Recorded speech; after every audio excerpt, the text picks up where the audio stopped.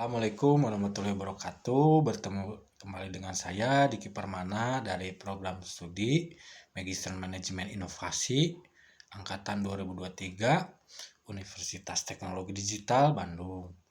Mau memaparkan materi dari buku Parenal Kasali yang berjudul Disruption.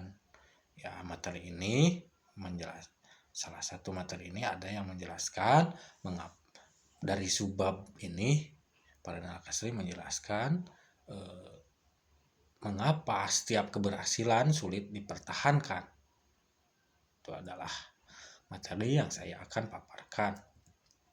Awal kemunculan teori disruption. Teori disruption ini muncul tahun 1997. Oleh Christensen memperkenalkan teori ini yang dikenal sebagai disrupsi. Kata disrupsi sangat populer karena bergerak seiring dengan munculnya dan berkembangnya aplikasi-aplikasi teknologi informasi dan mengubah bentuk kewirausahaan biasa menjadi startup. Itu adalah teori dari Christensen dalam bukunya Parenal Kasali. Kemudian strategi bisnis yang dapat dikatakan melakukan disrupsi dalam menghadapi bisnis incumbent menurut Parenal Kasali adalah melakukan penyederhanaan produk, melakukan revolusi ke segmen yang lebih rendah dengan strategi harga yang terjangkau dan dapat diakses. Seperti contoh The Sears versus toko Walmart, pemasaran menggunakan prinsip manajemen dasar. Right things, good people, good product, good management, and good culture. Pemasaran menggunakan prinsip every day is low price. Menyajikan harga yang murah setiap hari. Itu adalah contohnya. Kemudian saat performa melebihi kebutuhan. Performance dapat diartikan dengan menampilkan kinerja mengacu kepada apa yang diharapkan. Kebutuhan adalah hal yang kita butuhkan untuk bertahan hidup dari segala kondisi dan situasi.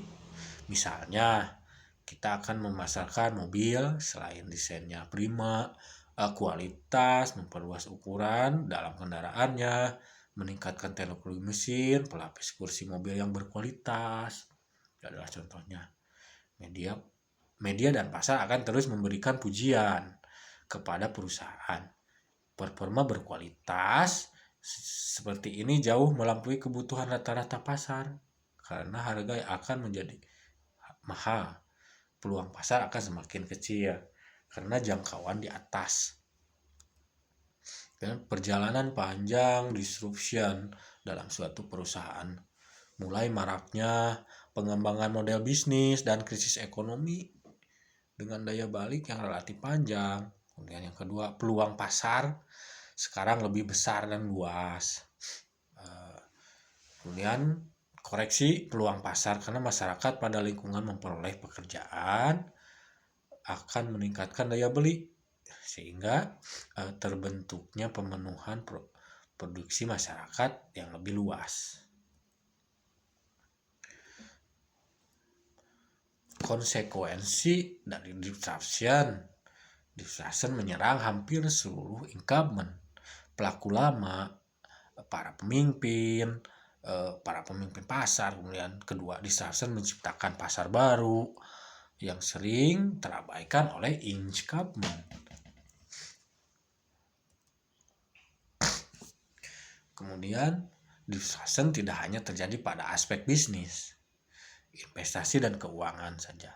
Ini akan terjadi saling mengikat antara bidang kehidupan, baik pemerintahan, politik, dunia hiburan, maupun sosial yang bergerak cepat, tapi sedikit yang terbelenggu dan tersandra dalam kepemimpinan dengan cara yang lama. Maka oleh karena itu,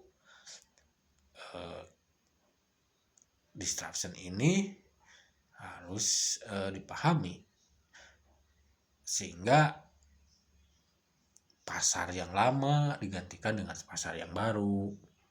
Kemudian disruption mengubah sebuah tatanan aspek bisnis dan keuangan investasi ini akan meningkat secara cepat, dan kita sendiri harus tangkas dalam menghadapi disruption ini. Ya. Kemudian ada sebuah ciri disruption, ada kapitalisme, marxisme, dan liberalisme. Mementingkan kepentingan individu, itu ada suatu cirinya, bergeser dari destruction, self-disruption, disruptive innovation, itu adalah ciri-ciri. Kemudian kapitalisme dan marxisme merupakan dua ideologi, keduanya sama-sama meramalkan kehancuran untuk lawannya.